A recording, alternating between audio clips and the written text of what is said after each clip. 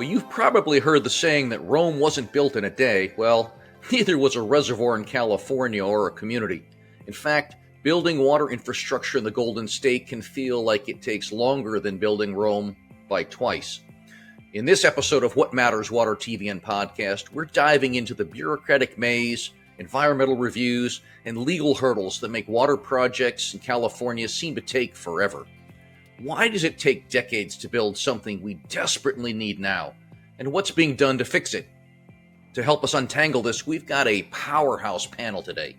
Jennifer Hernandez, a veteran land use and environmental attorney with over 30 years of experience navigating California's most complex permitting challenges. Jerry Brown, the executive director of Sites Reservoir.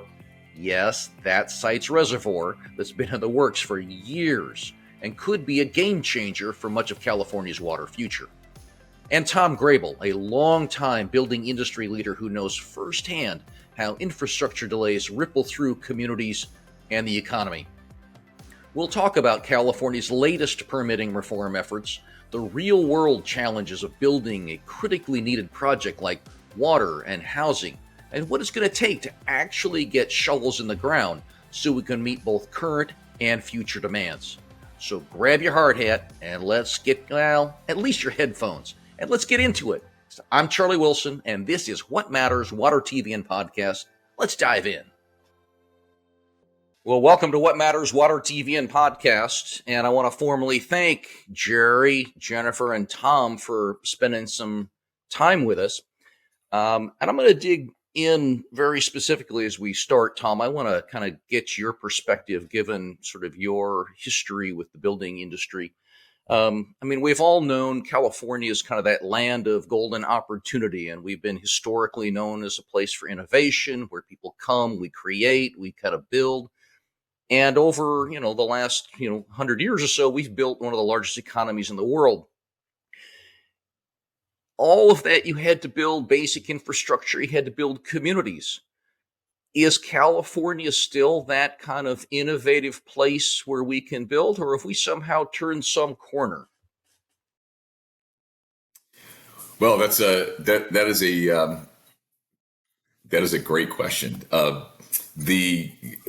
What I'd start with is yes, California still is a destination that so many people want. They see California still as a state where they can carve their way and with lots of opportunity.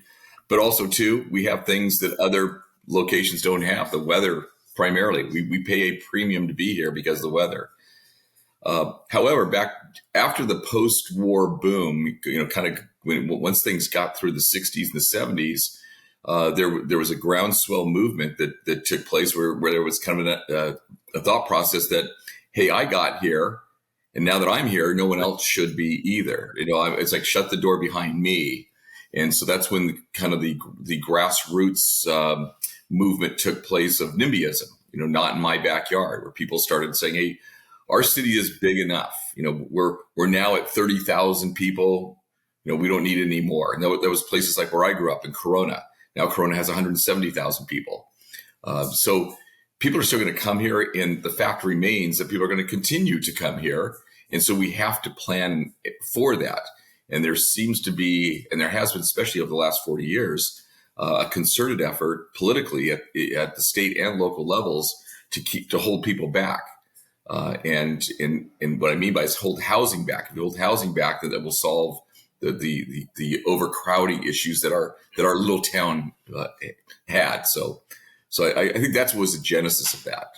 So Jennifer, you've been at this for about 30 years, right? We had to build stuff. We built freeways, we built universities, we built parks, we built homes.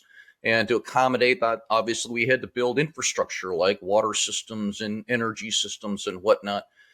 Have we turned some corner? Have we just sort of turned things off, or it's just seemed more intense today than perhaps we've historically referenced? Yeah. So in terms of why we're not building, there's a professor who used to be a chief lawyer for Gretchen Whitmer in Michigan who coined this phrase I love: proceduralism fetish. We larded on in really the consumer protection days of the 70s a whole bunch of rights to sue agencies, and then a whole bunch of processing that agencies have to go through before they can approve or do anything. And then enter the world of lawyers. Ralph Nader was, a lawyer from Yale and was a key architect of this system. And what you end up with is steps and steps and steps of process that can then be second guessed by judges. And it doesn't take long, and this is chronicled really well in the book Abundance by Ezra Klein and Derek Thompson, before you end up with a 15-step process before you can install a wireless broadband antenna in a rural area without broadband after Congress said, here's the money, go do it. And it wasn't done. So procedural fetishism is what, in my mind, has cluttered up at the staff level and then at the judicial level our ability to get anything built. And it's a crapshoot at the end of the day. Judges can come out either way. You don't know. It's entirely unpredictable. As two really, really prominent CEQA defenders say, Sean Hecht and Rick Frank, the outcome of CEQA lawsuits is entirely unknown.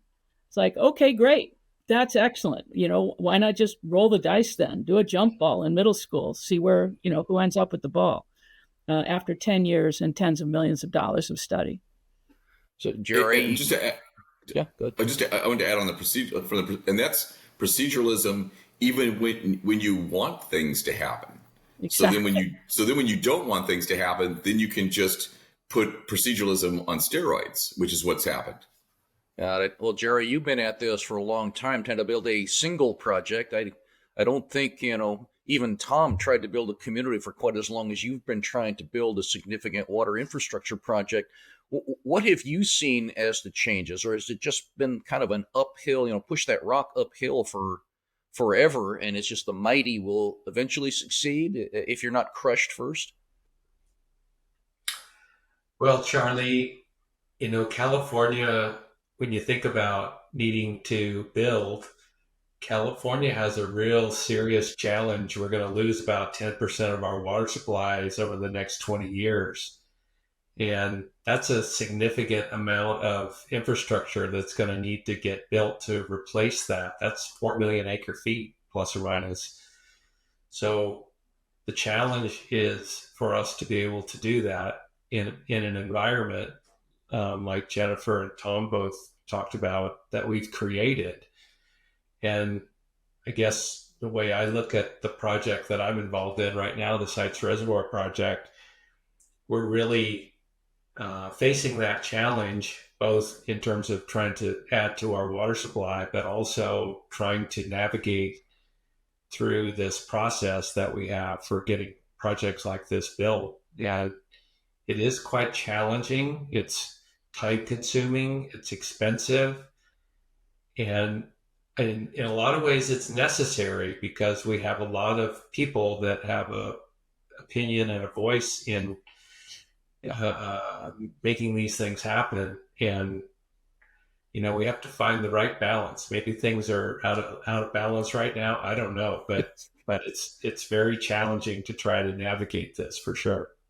Well, I think that's a really great question, though. I mean, is it that we're out of balance? Is it that people are really just trying to stop? Or are we trying to satisfy everybody to some level of perfection, knowing that perfection never really exists? And Jennifer, I guess from a legal standpoint, is that a process that just allows people to intervene until they get their way? Or are we truly looking at some kind of aggregated, slow stop, as Tom indicated, we're just not going to build anything anymore? Because clearly you have to build continuously. If you're not building, you're rebuilding. I know in Jerry's case, we have not built a significant water storage reservoir since the 1960s when John Kennedy was here and dedicated it on behalf of the state, other than, what Metropolitan Water District did at Diamond Valley Lake in Riverside. But that was done as a local project, not as a state project. So these things seem to be generational on a water system standpoint.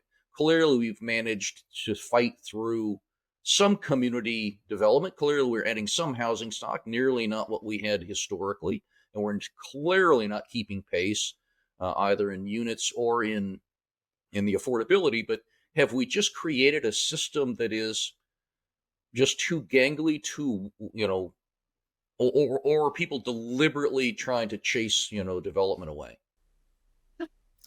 Yeah, so I think we have a really naive view, I think, again, from sort of the 60s hangover, that if we just talk enough, we'll reach agreement. And that's absurd. We never have been able to do that as human beings. We settled in America on a system of democracy to kind of figure out what we should do. And in a democracy, there's winners in the voting process and losers in the voting process. And what the process has done, the proceduralism has done, is really eviscerate the role of elections. Because no matter what the decision is, there's so many ways to stall it out that it either dies because the politics shifts, or it dies because it becomes 3 times more expensive.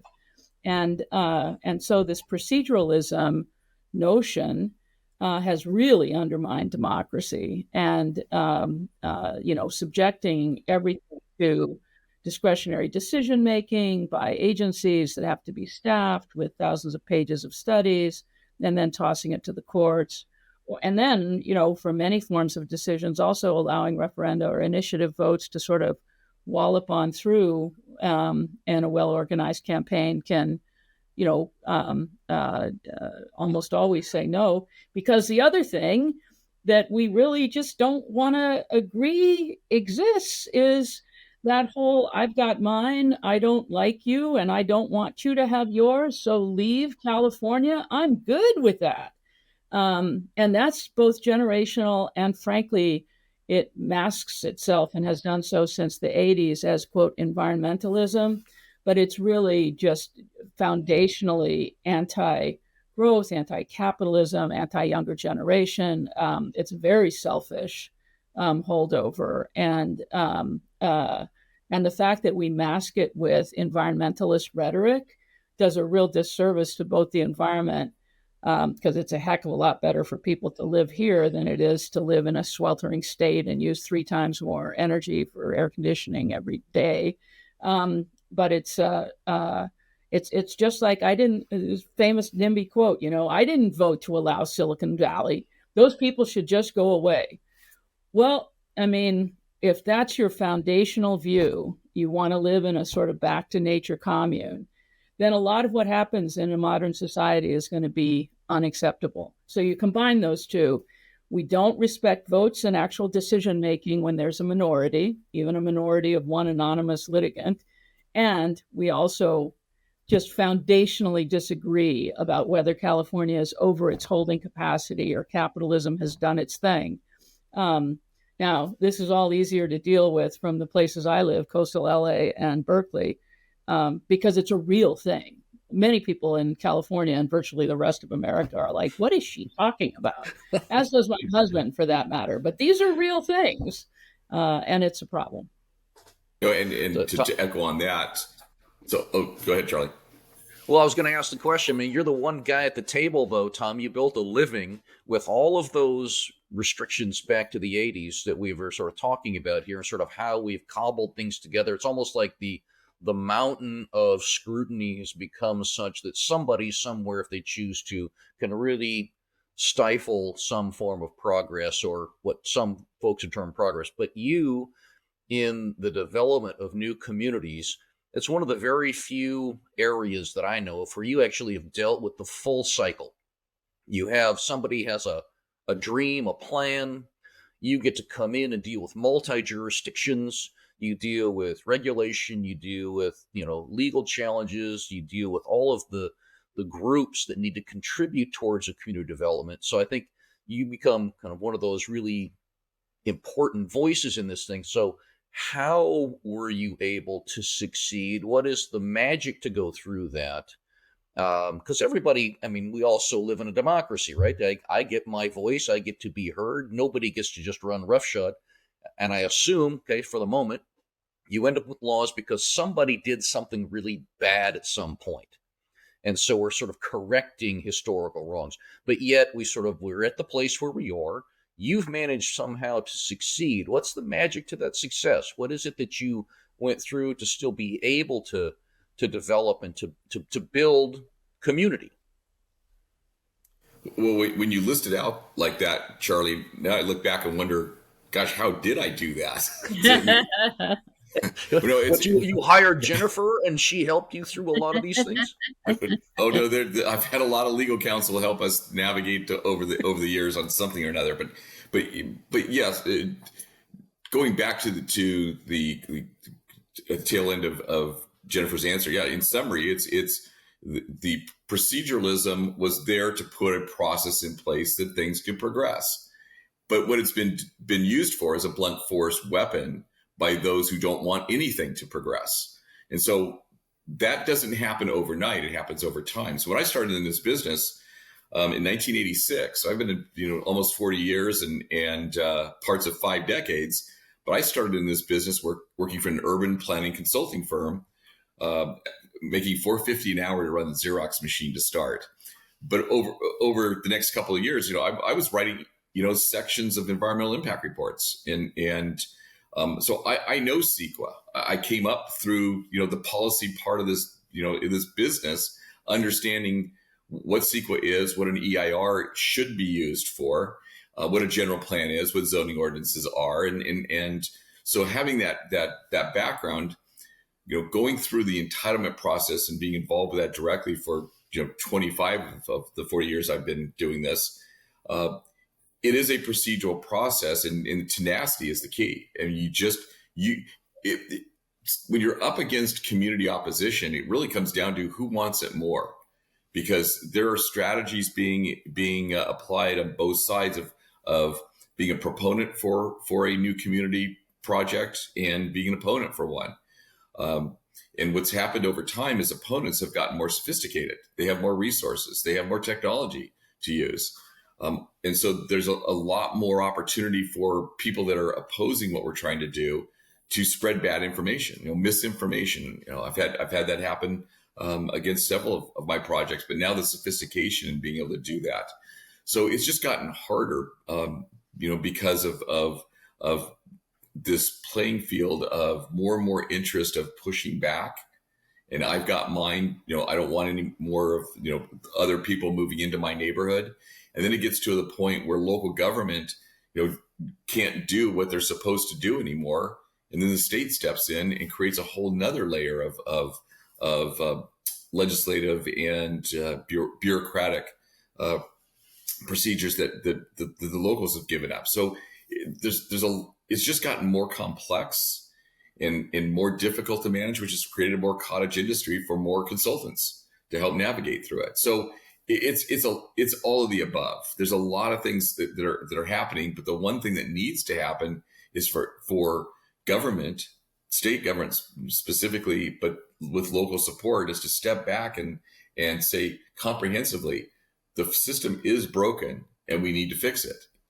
Right. Well, Jerry, you've been through a lot of this, and it's one thing for us to talk about the building of new cities, new communities, new housing development. Sites is in the middle of a vast open space. And I think as we open today's show, you've been working on that project, not you specifically, but the Sites project has been in some form of discussion development literally for decades. And I think it's instructive, sort of, what have you seen to be sort of the challenges of trying to bring, say, a major infrastructure project like that, even though, as you described, the state clearly needs new water supply, whether it's for existing population, future population. Our weather patterns are changing. We've talked about all of those supporting arguments. What has been sort of the biggest, I won't say obstacle, but frustration, or in that process, that has sort of kept sites from getting over that finish line? It's hard to identify a single element in a 6-decade long endeavor. But It's the system. but I would like to. I guess I look at this to what Jennifer was saying. There's kind of two prongs. One, there's the conversation prong, and to me, that's healthy and good because we have to be able to build understanding. The things we want to do now are more complicated and difficult to understand. People want to absorb what the trade-offs are and how we value making those trade-offs. And I think that's very healthy for the process. We found that conversational piece for the Sites Reservoir project made our project better, and better in ways where it was better for the environment and better for the users and better for other projects working around our projects, finding synergies and such. It's the process piece of it that we seem to get stuck on to a great extent. And, we have a large population of people in California, and they're all very interested in water, as they should be, because water is such an integral part of all of our lives, especially here in California.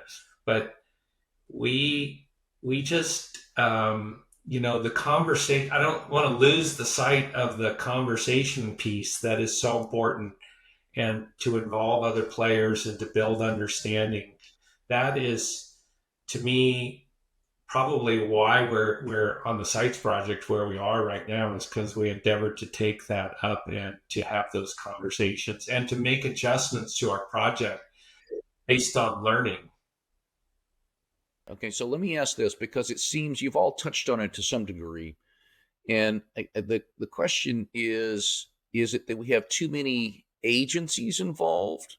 If you've got local, state, county, and then departments, regulatory bodies, is it that we don't have a sort of a straight line? Sort of, if I hit my 10 to-do list items, then I should be okay, where I've included the communications and I've included the community education, I've included the different viewpoints. Is that part of the complexity of the system, that we're just sort of overdoing it? I mean, everybody's talked about the CEQA, right? And CEQA is either used as a weapon, it's used as a tool, it's used as a savior. Everybody knows what CEQA means, even if they couldn't tell you what CEQA stands for. They kind of know generally what it means. And that gets me to that place where we sort of, I'm trying to understand that if I have an idea, if I have a project, if I can go through a process, have I created too many processes?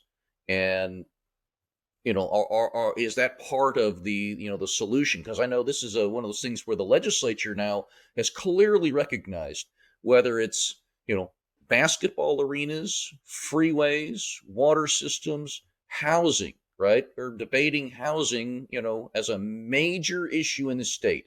How do you get more units, more affordable? How do we house our people? And then they get to this issue of CEQA. And is it the CEQA law itself, or is it the process that we're putting ourselves through where we're not able to get to some form of resolution? So CEQA, go ahead, Tom. Well, I was saying, because Jennifer will be great at wrapping this part up, but I want to talk from the builder perspective, and then have her pounce on the policy aspect of it, the law. But from the builder standpoint, and looking at what CEQA was originally intended to be, it was intended to be a resource document. It was a document. CEQA created a process for decision makers to just have more information in front of them to make an informed decision relative to the environmental impacts of a project. Now, what are environmental impacts? And Jennifer will talk about that. She can talk about that ad nauseum. But it's gotten to the point where the procedures have been procedures on top of procedures on top of procedures, and none of the agencies talk to each other. They'll have competing processes, and as you go down the sequence of agencies to get permits through, you might get concurrence from 9 different, permit sources, but the 10th one says, we don't like that. We need you to make a change. And then you go back to square one and start all over again. So but it goes back to what was the intent of CEQA in the first place? And are we still following that original intent? And the answer to that is clearly no. There's been too many bolt-ons and too many bastardizations of what it was intended to do, in large part because legislatures added things onto it. The courts have interpreted things more broadly, and it's allowed more things in. And so from an operator's perspective, let's just go back to be an informational document, talk about the physical and environmental impacts of my project proposal, and make a decision based on that. Yeah, so I would completely concur with everything Tom said. There are no bounds to CEQA. It is unbounded. If you can create any kind of narrative about a, quote, environmental impact, then you're off to the races to say, well, yeah, you studied the fish, that's great, but you didn't study it enough at its juvenile life stage. And you're like, wait, what? And that was a Supreme Court CEQA decision. Jerry Brown himself, when he was mayor, was very, very frustrated with CEQA. The other Jerry Brown, Jerry. And there you was notice we never see the two of them in the same room. It's true. There was this outrageous decision, a planned community in Sacramento, where townhomes were planned on a certain area, and there's single-family homes, and the townhomes came later, and the single-family homeowners sued to block the townhomes for aesthetic impacts, changing the character of their neighborhood. They came to the neighborhood with a master plan that said we're building townhomes here, with an EIR that said we're building townhomes here. The townhomes were half constructed. And the court said, yeah, that neg deck for the townhomes, they didn't sufficiently consider aesthetic impacts. Stop. And those townhomes had blue tarps for 2.5 years, while an EIR was prepared for what?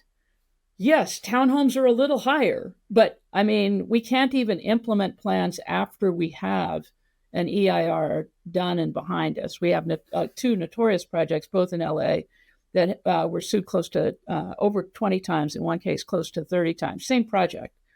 Bankrupted the developer, the bank for the developer, and then the third developer made it through. That is a process guaranteed to fail. So the first thing CEQA does, Charlie, is when everybody's excited, it says, yeah, but now we're going to put it on a 2 or 3 year hold. All the wind goes out of everybody's sail. The people who took the vote to, fund the program that would create the whatever, they're out of office while the CEQA document's under preparation. And then at the end of the day, 100% of the people are going to really support the project, or are they going to file a really cheap lawsuit to try to stop it? So the legislature, when it wants something done, even something really impactful, like deciding how many new homes each community is supposed to take on during the RENA process, it just says, oh, that's exempt from CEQA. But then, Charlie, the last point I'll make is this idea that we need CEQA reform for housing. That's great, terrific. We can't build housing without water, dudes. It's like, well, there's that. We can't build housing without roads. We can't build housing without jobs for the people who want housing. I mean, we can't just do the continuation of what's called Swiss cheese CEQA, which is every year the legislature adds 3 or 4 or 5 more things with more conditions or whatever. Say, oh, maybe not CEQA here. And then there was a notorious case where a single-family home rebuild that was exempt from CEQA in Berkeley, unanimously supported by the neighbors and the surrounding neighbors and the city, it was held up in court for 11 years. A CEQA exempt project, twice to the California Supreme Court. Now, you can't build with that structure, even when it's, quote, exempt. Wow. Well, Jerry, I know as Jennifer's talking about, we get to this place and the legislature finally gets the legislature's attention. And a couple of years ago, Sites was part of that discussion. And not that this now for me feels like deja vu all over again as we're going through the current iteration of trying to get some exemptions for water projects, but for the longest time, Sites sort of was stymied, and the governor stepped in through a budget cycle and a whole bunch of I'll call it streamlining rather than exemptions, did get implemented. Has that made a difference in the ability to move the Sites project forward while still providing those original intended, inclusionary pieces of CEQA? Has it made a difference for you? Yes, a huge difference. The loss of momentum that Jennifer talked about was avoided. That is monumental on a project of this nature.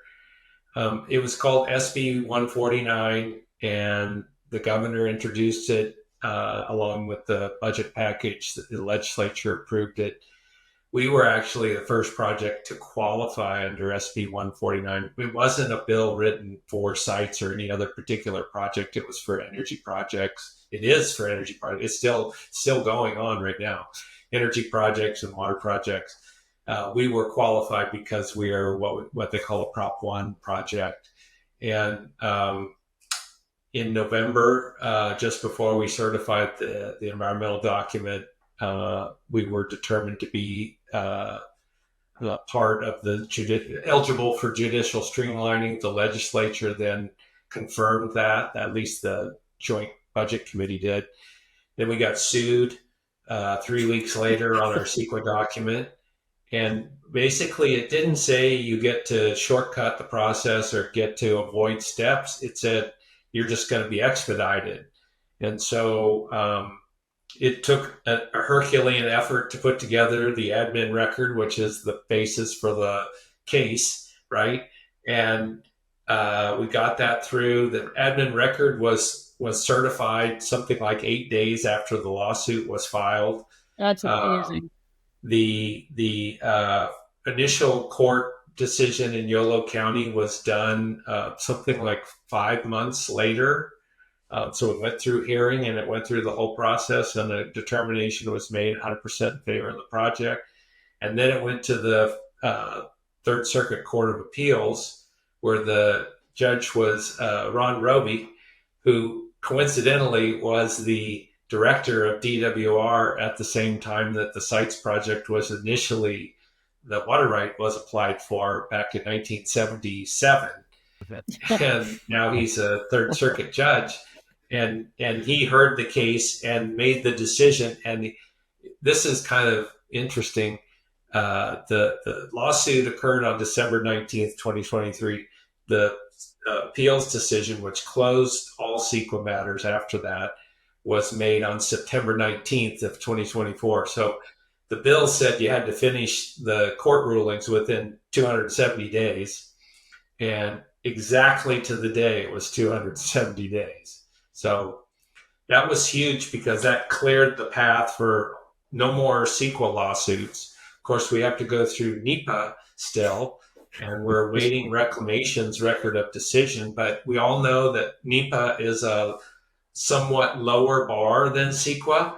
And so we are confident that because we went through this rigor on the California side, that we should be sufficient, even if we have to go through things on the federal side. And these are not without expense, and they're not without time and energy and resources that have to go into that instead of this over here that keeps things going.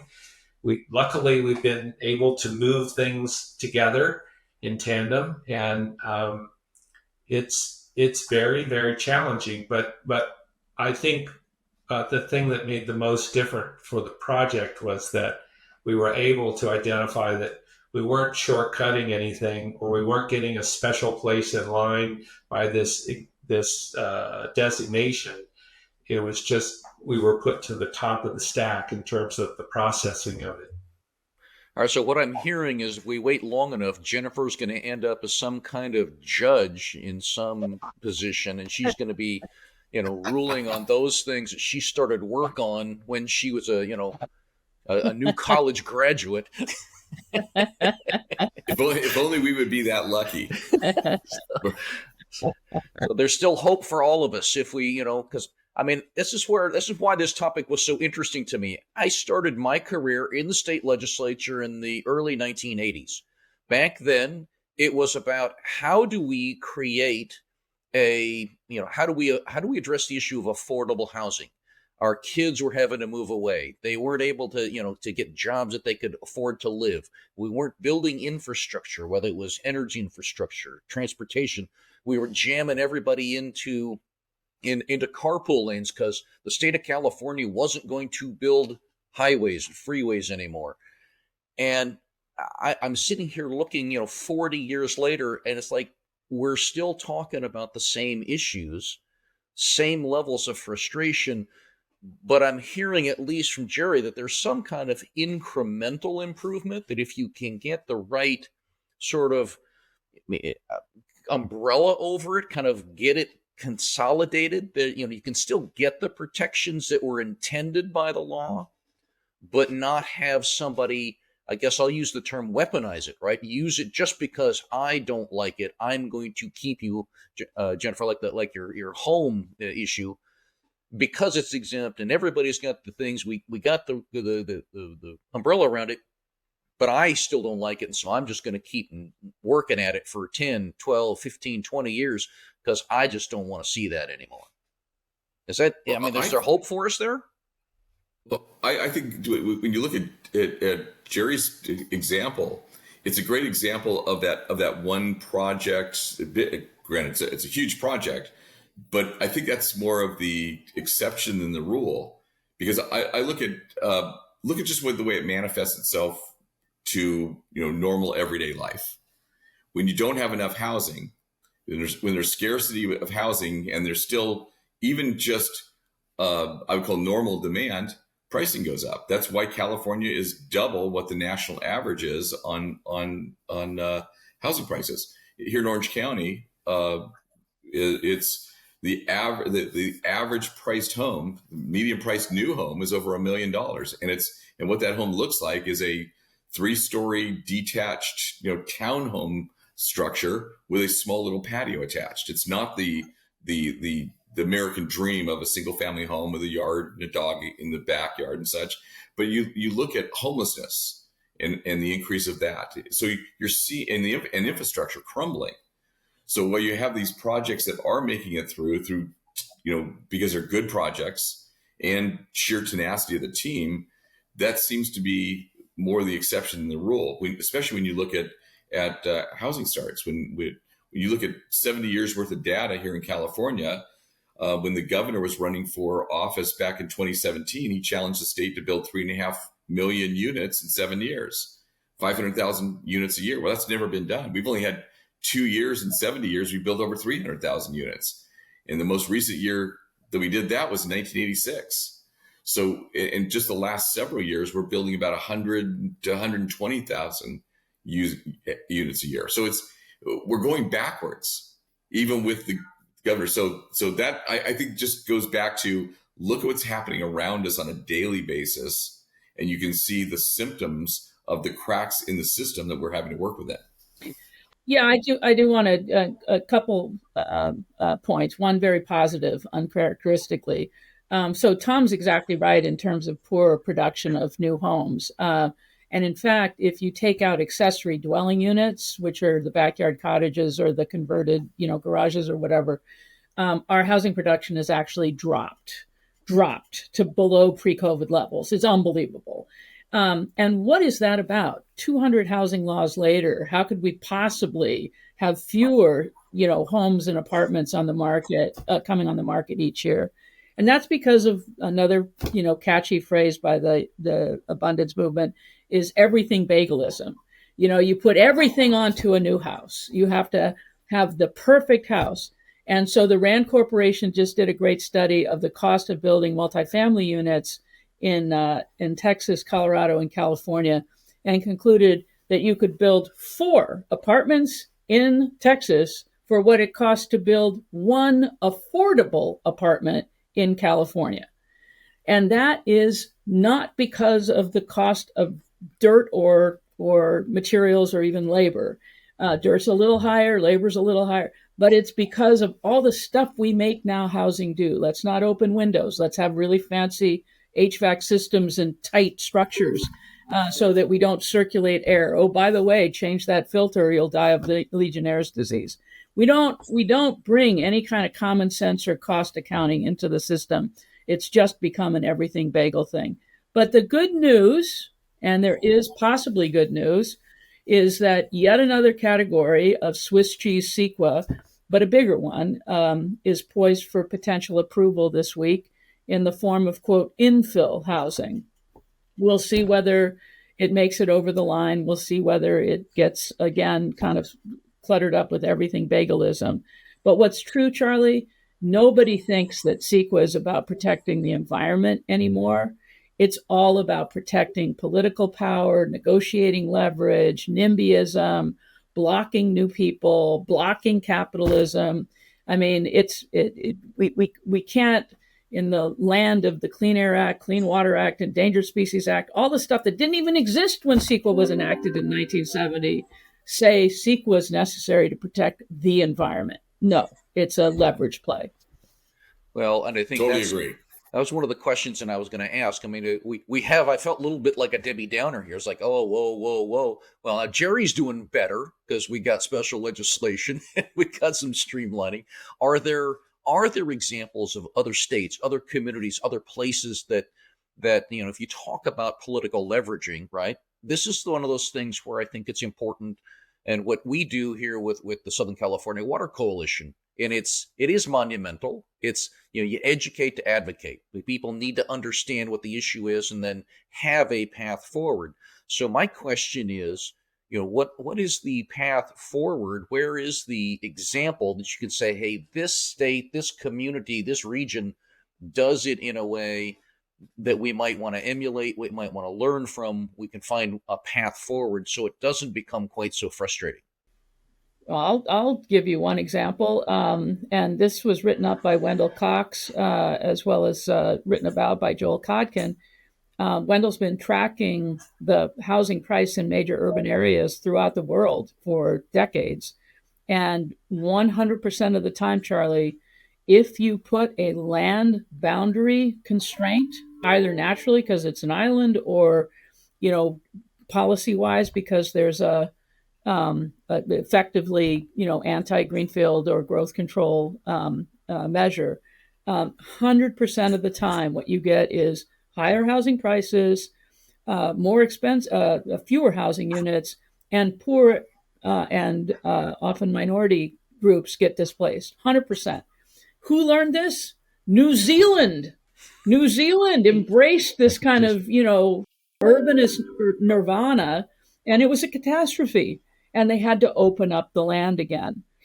So, it had a major effect. It changed things. We still preserved in New Zealand some historic neighborhoods and stuff, but even after unleashing all kinds of density controls in the city, the fact is it was too expensive to build in cities. And that's true in California. UC Berkeley's Turner Center said, we can't afford to build 5/1 apartment structures in almost any community in California. Because what does that structure do? It creates small $3,500 a month, one bedrooms, which most people don't want or can't afford. And so when we have policymakers dictating for all kinds of reasons, whatever it is they choose to say, this is the sole Swiss cheese hold in CEQA, then we have a failure. And that's what the infill only agenda has done. That said, fine, take CEQA out of infill. I'm good with that. And I've built a lot of infill. And quite frankly, there's a market for infill housing if it's done based upon what the market demands are in that area, not because of policy. And what we have, talk about a housing crisis in our state. We don't have a housing crisis. We have a housing policy crisis that's been going on for 40 years. And that's a mantra that now the California Building Industry Association has wrapped itself with, because it's true. The policies are being done on an exception basis rather than on the totality of housing and where it needs to go. Infill is not a panacea. It's great that that hopefully in the coming days we'll get some relief and be able to do infill housing more efficiently and maybe more cheaply. But I wouldn't bank on that. But we also still need greenfield development too, because without that, you're never going to solve this housing policy crisis we've gotten ourselves into, because you can't possibly build enough infill housing. Because the one thing about infill, most every property in infill has something on it, and not everybody wants that thing to go away. And so finding infill opportunities to even build on is a very, very challenging endeavor for any builder. And every builder does have a team dedicated solely to finding infill opportunities. And and yet our housing production still continues to fall behind, because you need to have a little bit of everything. And by the way, only 6% of our state has something built on it. When people are always amazed when they hear that stat, but when you take all the elements of any kind of building infrastructure, people's personal yards, you take all that into account, it's still only 6% of the land mass of our state. So there are still opportunities, and we should be having the balance of having infill as well as greenfield available to us. So Jerry, you and I are water guys, right? So, and I'm just taking from this conversation, for all of these years and all that frustration over the housing bit and with homelessness, right? That is clearly, along with crime, that is the top of the public policy agenda, bar none, in any community. And yet we still are not able to get ourselves through and sort of turn some corner in the housing. Have you found other places, other water-related kinds of projects where you say, hey, that's a process that works that we can then inject and utilize as you have conversations with the legislature and have conversations with others that are interested in getting a project like Sites done? I think water in California is very unique from many other states in a large way, where we're dealing with things that other states are just kind of not yet at that point. And we've made a lot of mistakes in California water. And I think part of the scrutiny that we see on water projects is about making sure we don't make those mistakes again. And so I don't know if this applies to housing, but I know it applies to water. You have to learn as you go and improve. And, we just have to recognize that when you talk about not making the same mistakes, that we're dealing with a very limited system. And so it's all about trade-offs. You've reached a point where you can't continue to just build without some control. And it's just about, do you give up this for that? Are we going to make the same mistake again if we do that? These are the kind of questions that we have to deal with in water. Well, I know that for our case, it just appears to me, just observationally, our circumstances, crisis, environment, whatever you want to call it, is sort of overtaking us faster than we have the ability as government to address it, whether it's the housing supply, the water supply, how we do energy. I did find it interesting that the state of Texas, who, as you would think, is the number one in terms of oil consumption, oil production, actually outpaces California in its renewable energy development without any of the same incentives, without any of the same regulations. So somewhere, somebody kind of figured out there's some path based on market or whatever the other situation is we probably ought to look at. And I think water is one of those. Housing is one of those. We've got to find those ways to make those improvements, because we are falling further and further behind. And as we fall behind, you clearly see the anxiety, see the frustration, and that frustration, when you get to the ballot box, can become quite radical when it breaks. And I think that's probably the warning sign that I see from all of these things. That's part of why we've been so heavily engaged this year, again, with the legislature. The governor's back again, trying to figure out how to finish the streamlining of what we consider to be sort of that primary choke point in the state on water in the Sacramento Delta region.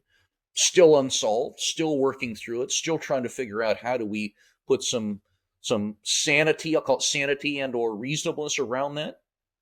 So I think there's hope for it. So I have to kind of then ask you all this. You all get to be sort of that emperor for the day.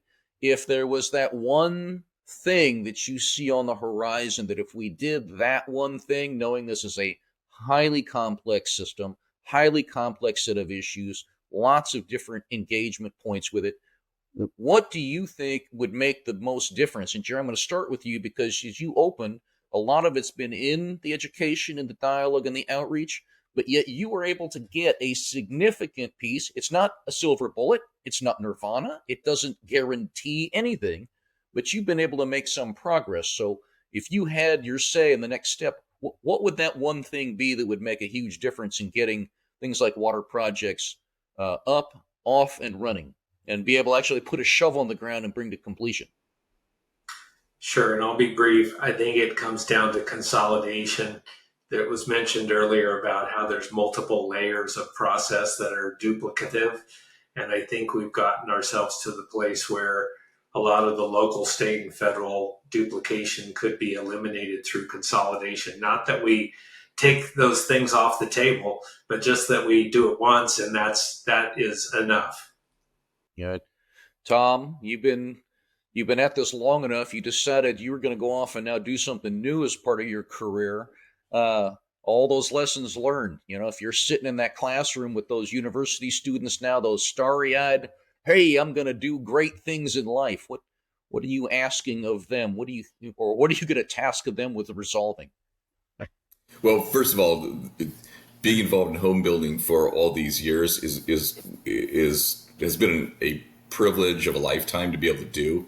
And I can't think of any other occupation I would rather do. So I'll put it that way. But we also get to provide homes for families, and there's nothing more heady than having the privilege of doing that. So we do have kind of I'm going to call it a higher moral ground, because we are providing one of the three basic needs. We provide shelter. So we can wrap our banner in that. But if I were emperor for the day, one of the things at the local level, and there's a lot of things that need to be fixed. There is no one solution, obviously, but having cities and/or counties more accountable for their general plans, for example, and also having the state legislate and recognize that fact and legislate accordingly, so that when a city sets out their general plan, this is who we want to be, and they're putting together land uses for that, they have to do a programmatic EIR to do that. And so they do flush out the major issues and so on and so forth. But then when I come in with a and I'm looking at an opportunity to build on this 5-acre site, or wouldn't be great if I had a 10-acre site anymore, but this 5-acre site to build a condominium neighborhood or a single family detached neighborhood, because people still want those, that if the city has done its job in advance and put a general plan with land use designations in place and zoning regulations with development standards that I can understand and follow, then my neighborhood should have a short pathway to approval, and one that I can estimate that, hey, if I do these things, I have certainty that I can bring this community to market. And right now we don't have that certainty. And because we don't have that certainty, and because of the inconsistencies, the difficulties, we have capital that's going out of state. We have home builders, national home builders, that are reallocating capital that could have been used in California and using it to build homes for Californians. But it happens to be in places like Phoenix, Las Vegas, Austin, the Carolinas, and Orlando. So it comes back to, we need to have certainty in the process that we can get from A to Z in a predictable manner, and by having cities being accountable for their upfront planning, and then we come in and execute on that planning. That was a point we hadn't talked about earlier. You're right. Whether you're building a reservoir or a freeway or a housing project, knowing what your time frame is and being able to count on it, the money will go where you can actually build. And you're right. We are seeing a lot of our money go someplace else. So this has been enlightening. It is a vexing, difficult issue, and it is painful to go through. But then I guess if it was easy, it would have already been done. And as we've all discussed, right, we do a really good job building on things that we don't necessarily, all best of intentions, but sometimes the conclusion is one that's just a bit more gangly, a bit more difficult than anybody could ever possibly have dreamed up. And you can't make this stuff up in Hollywood, right? Nobody writes this stuff in a script. It's something you got to experience for yourself. All of you have gone through the experience. All of you have found ways to succeed with a difficult balancing act, and I appreciate what you guys have all done. I want to thank you all for being with us at What Matters Water TV and Podcast. So Jerry, yes, Jennifer, and Tom, thank you so very much, and we'll look forward to another conversation because, well, we got lots more of these things we got to get solved. we got to figure out how to get a whole new set of generational folks with eyeballs on it. So maybe we do make up our own classes, Jennifer. Maybe there's a university of our own. CEQA, I like the CEQA U. So thank you all for being with us. Well, thanks for joining us on What Matters Water TV and Podcast. If you like today's discussion, go to wherever you download your podcasts and give us that 5-star rating. If you're on YouTube, subscribe to our channel.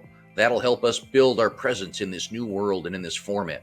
And if you're interested in helping sponsor this program, please reach out to us at SoCalWater.org and send us a message.